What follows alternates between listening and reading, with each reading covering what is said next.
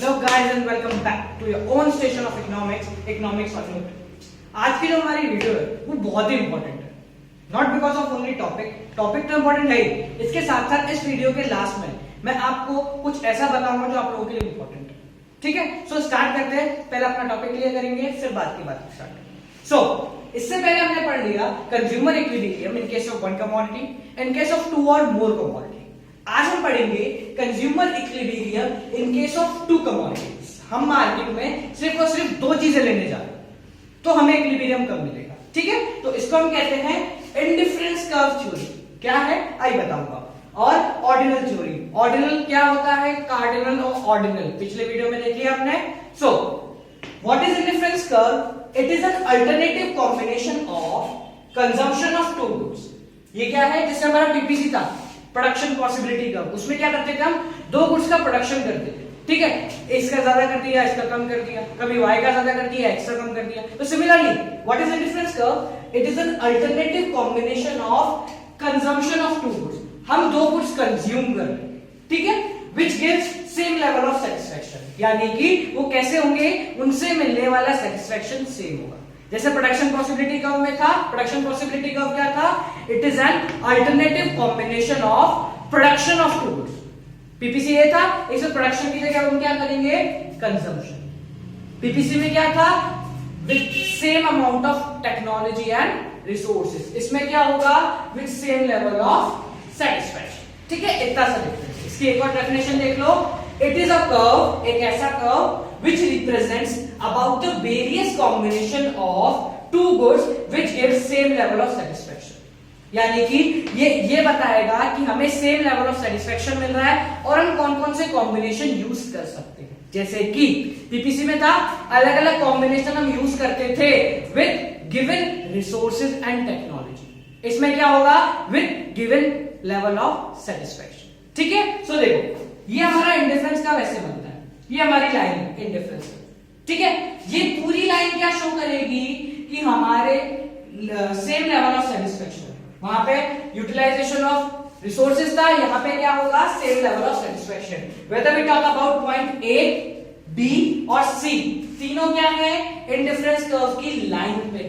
इसका मतलब इन तीनों से मिलने वाला सेटिस्फैक्शन क्या होगा, बराबर होगा। ठीक है, A is equals to B is equals to C in terms of satisfaction। यहाँ पे देखो गुड X और गुड Y इन दोनों का कंजम्पशन कर रहा हूं। यहाँ पे क्या है, इस पॉइंट पे A पे देखो Y बहुत ज्यादा कंज्यूम हो रहा है और X थोड़ा सा कंज्यूम हो रहा है। आगे बढ़े, अब X थोड़ा ज्यादा हो गया, Y थोड़ा कम हो गया, और आगे बढ़े X और ज्यादा, Y थोड़ा और कम। ठीक है, तो ये है हमारा इंडिफरेंस कर्व। अब हम पढ़ेंगे what are the properties of indifference curve. हाँ, तो हमारी फर्स्ट प्रॉपर्टी क्या है इंडिफरेंस कर्व की, आई सी स्लोप्स नेगेटिवली। जैसा पीपीसी की थी सेम वही प्रॉपर्टी, ज्यादा कुछ चेंज नहीं है। देखो सिंपल है, स्लोप्स नेगेटिवली का मतलब जैसा हमारा पीपीसी था वैसे ही इंडिफरेंस कर्व ऊपर से नीचे क्यों आ रहा है, ये ऊपर से ऊपर क्यों नहीं जा रहा है, ये ऊपर से नीचे की तरफ क्यों आ रहा है। ये बात नहीं करें कि शेप में आ रहा है, वी जस्ट टॉकिंग अबाउट कि ऊपर से नीचे क्यों आ रहा है। सो इसका रीजन क्या है, सिंपल सा रीजन है। देखो the unit of good y is sacrifice for an additional unit of good x। Same वही रीजन है क्या, कि unit of good y sacrifice कर रहा है। अगर मुझे y को कम करके x को बढ़ाना है, क्यों, क्योंकि ये लाइन क्या शो करती है कि हमारा सेटिस्फेक्शन कैसा होगा, सेम लेवल ऑफ सेटिस्फेक्शन है। तो अगर मुझे x को बढ़ाना है, x को और कंज्यूम करना है, तो मुझे y का कंजम्पशन क्या करना पड़ेगा, कम करना पड़ेगा। क्यों, क्योंकि अगर मैं उसको कम नहीं करूंगा तो सेटिस्फेक्शन बढ़ गया दोनों से, तो हमारा आईसी नहीं बन पाएगा। हमारा आईसी क्या है कि whether we talk about point A और पॉइंट बी, इन दोनों पे सेटिस्फेक्शन कैसा होगा, सेम होगा। तो अगर मुझे ए से बी पे आना है, एक्स को ज्यादा कंज्यूम करना है इन कंपैरिजन टू वाई, तो मुझे वाई को कम करना पड़ेगा। ठीक है, सो पीपीसी में इसको क्या कहते थे, एमआरटी। इंडिफरेंस कर्व में इसको कहते हैं मार्जिनल रेट ऑफ सब्स्टिट्यूशन। क्या कहते हैं, मार्जिनल रेट ऑफ सब्स्टिट्यूशन। क्यों, क्योंकि मैं y को सब्स्टिट्यूट कर रहा हूं फॉर x। मैं अब किसका कंजम्पशन करूंगा, x का कंजम्पशन ज्यादा करूंगा और y का कंजम्पशन कम करूंगा। ठीक है, तो ये थी हमारी फर्स्ट प्रॉपर्टी। इसका फॉर्मूला देख लो, del y by del x, same वही है। डेल वाई का मतलब वाई को कितना कम करा और एक्स को कितना बढ़ाया. So this is our first property of indifference curve. Our next property is IC is convex to the origin. ये सबसे इंपॉर्टेंट है और सबसे टिपिकल पड़ती है समझने में. ठीक है, देखो IC is convex to origin यानी कि हमारा इंडिफरेंस कर्व कॉन्वेक्स क्यों बनता है, कॉनकेव क्यों नहीं बन जाता. सो मोस्ट इंपॉर्टेंट थिंग याद रखने वाली क्या है कि किसी भी डायग्राम का शेप उसके स्लोप से डिसाइड होता है और इसका स्लोप क्या है, MRS. क्या है, MRS. सो इंडिफरेंस कर्व कैसा होगा, कॉनकेव होगा, कॉन्वेक्स होगा, स्ट्रेट लाइन होगा या कैसा भी होगा, वो सब कैसे डिसाइड होगा, रेट ऑफ MRS. और MRS क्या है, del y by del x, यानी y में कितना चेंज अपॉन x में कितना चेंज. ठीक है, तो इस टेबल को पढ़ने से पहले एक इंपॉर्टेंट चीज याद रखने वाली है, वो क्या है कि law of diminishing marginal utility किस चीज को कहते हैं. बता दिया था मैंने अपनी पिछली वीडियो में, वापस समझा देता हूं कि कोई भी चीज अगर हम लगातार कंज्यूम करते हैं तो उससे मिलने वाला सेटिस्फेक्शन कम हो जाता है. इसी लॉ को याद में रख के हम ये टेबल और शेड्यूल को देखते हैं. देखो हम मानते हैं हमारे पास दो गुड्स हैं, good X and good Y.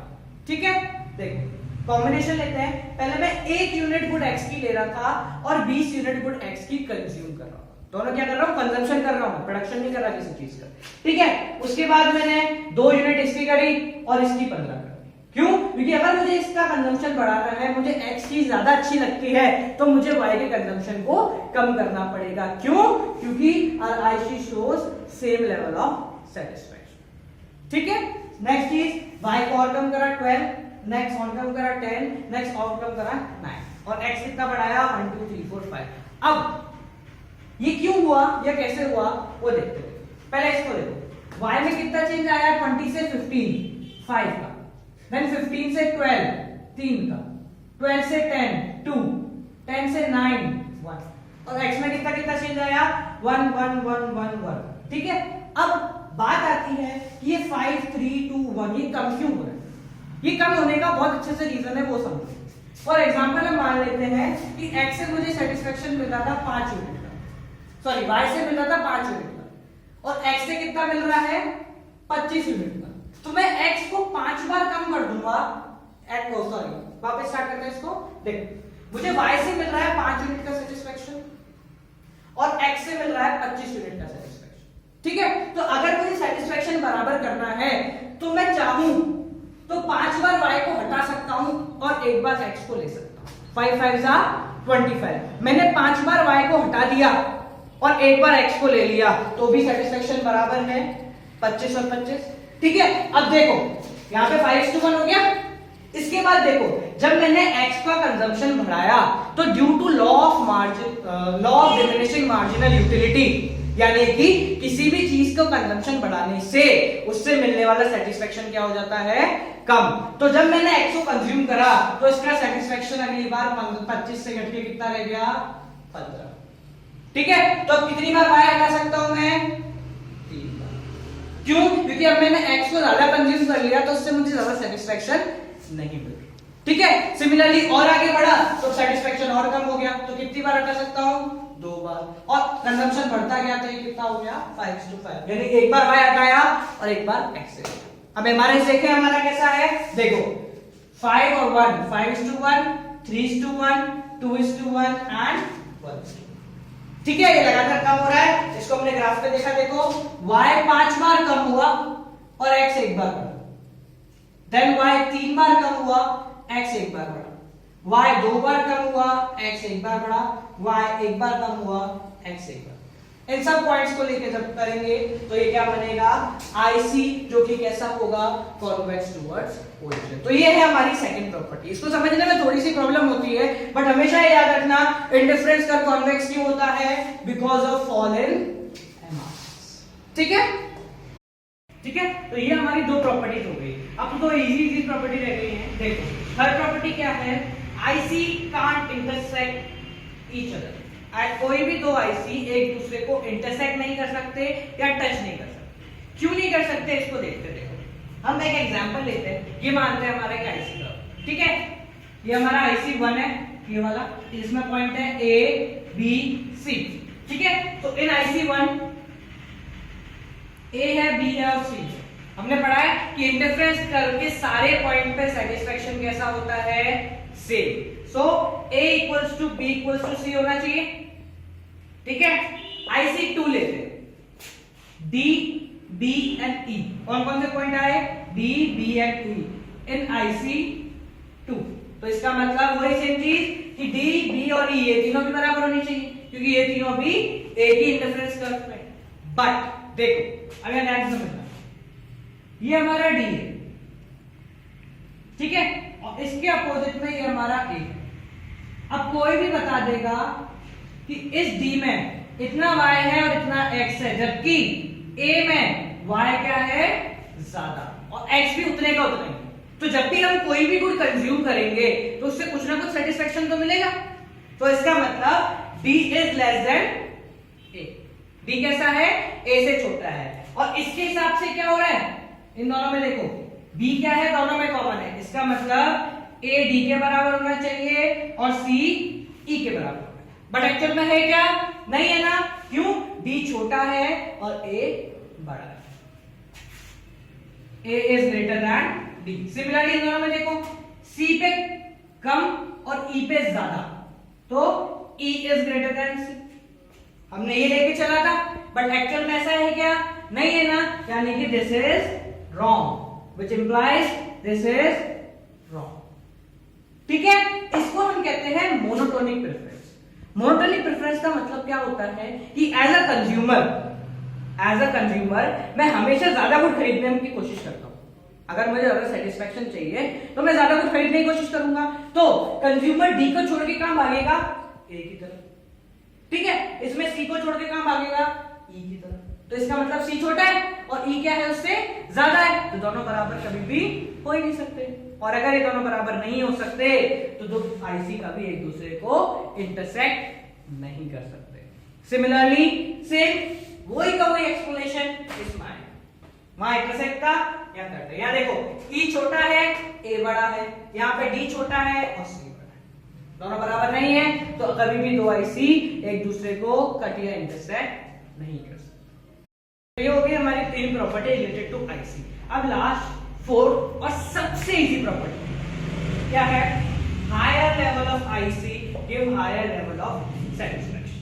ये मैंने पहले ही बताया था कि इकोनॉमिक्स का कोई भी डायग्राम हो, अगर वो राइट में शिफ्ट हो गया मतलब वो बढ़ गया, ठीक है। सो इसका मतलब क्या है कि आईसी जैसे जैसे आगे बढ़ता जाता है उसमें मिलने वाला सेटिस्फेक्शन भी बढ़ता है। सिंपल है, देखो यहाँ देखो तीन आईसी है, 1 2 3, IC1 IC2 और IC3। साफ दिख रहा है कि A में मैं X की कम यूनिट कंज्यूम कर रहा हूं, Y की भी कम यूनिट कंज्यूम कर रहा हूं, B में उससे ज्यादा कर रहा हूं, तो सीधी सी बात है जब मैं ज्यादा कंजम्पशन कर रहा हूं तो उससे सेटिस्फेक्शन भी ज्यादा मिलेगा। इसका लास्ट C में और ज्यादा कर रहा हूं तो उससे मिलने वाला सेटिस्फेक्शन भी और ज्यादा होगा। सो IC1 is less than IC2 is less than IC3।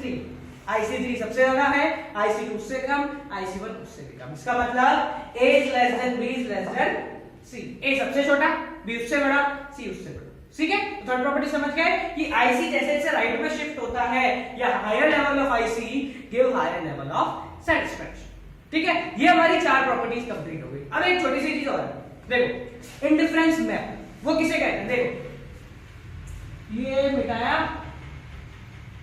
पूरा और ये आ गया हमारा आईसी,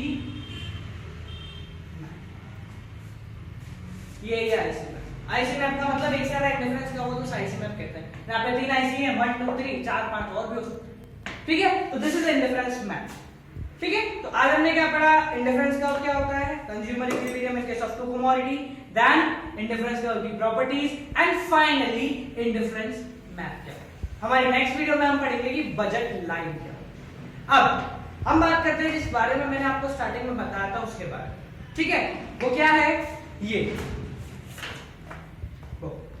ठीक है, ये मैंने पहले ही बता दिया था कि ये बुक है जो मैंने खुद ने लिखी है और इस बुक में इसी वीडियो की तरह बहुत ही इजीली आप लोगों को समझाया गया। तो जिस भी पर्सन को ये बुक लेनी हो वो मुझसे मेरे व्हाट्सएप नंबर पे कांटेक्ट कर सकता है, जो कि अभी कमेंट में मिल जाएगी, डिस्क्रिप्शन में मिल जाएगा और मैं यहाँ पे भी लिख देता हूँ, ठीक है। सो नंबर क्या है मेरा, 7690041256, ये नंबर है। Just dial economics on tips और मैं आपको कांटेक्ट करूंगा। अब मेरे पास तो 2-4 कॉन्टैक्ट्स आए हैं रिलेटेड टू बुक परचेजिंग। उनको एक बहुत बड़ी प्रॉब्लम क्या आ रही है कि पेमेंट कैसे हो।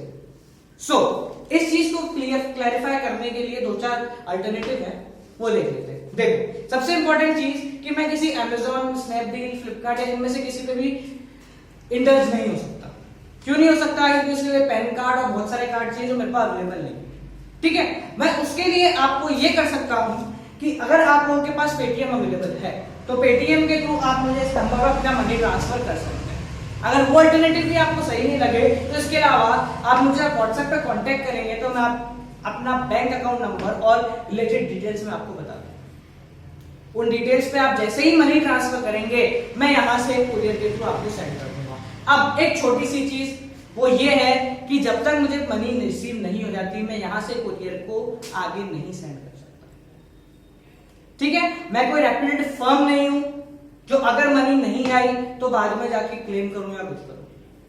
ठीक है, थोड़ा सा ट्रस्ट रखना पड़ेगा। अगर आपको ये वीडियोस अच्छी लगी तो इतना सा ट्रस्ट करो कि जैसे ही मेरे पास आपका पेमेंट आएगा यहां से मैं कुरियर के थ्रू आपको ये बुक सेंड कर सकता हूं। ठीक है, क्योंकि आप लोग क्लेम कर सकते हो अगर आपको बुक नहीं मिले, मैं क्लेम नहीं कर सकता। सो थोड़ा सा ट्रस्ट रखो। आई प्रॉमिस कि ये बुक आप लोगों तक जरूर पहुंचेगी। जिसको भी चाहिए नंबर पे आओ, कांटेक्ट करो, पेटीएम के थ्रू पेमेंट करो या फिर बैंक अकाउंट।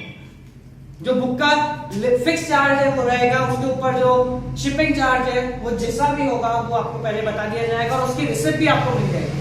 कहीं कोई कंफ्यूजन नहीं रहेगी शिपिंग चार्ज कम था, मैंने ज्यादा लिया है कुछ। मेरा कोई ऐसा मोटिव नहीं है। सो थोड़ा सा ट्रस्ट करो, ये बुक आप तक जरूर पहुंचेगी। ठीक है, ये नंबर है इकोनॉमिक्स और टिप्स का। आओ, कांटेक्ट करो, देखते रहो। ये बात की बात है, वीडियो देखो, लाइक करो, शेयर करो और अच्छे लगे तो सब्सक्राइब जरूर करना। ठीक है, keep on watching economics and tips. Thank you so much.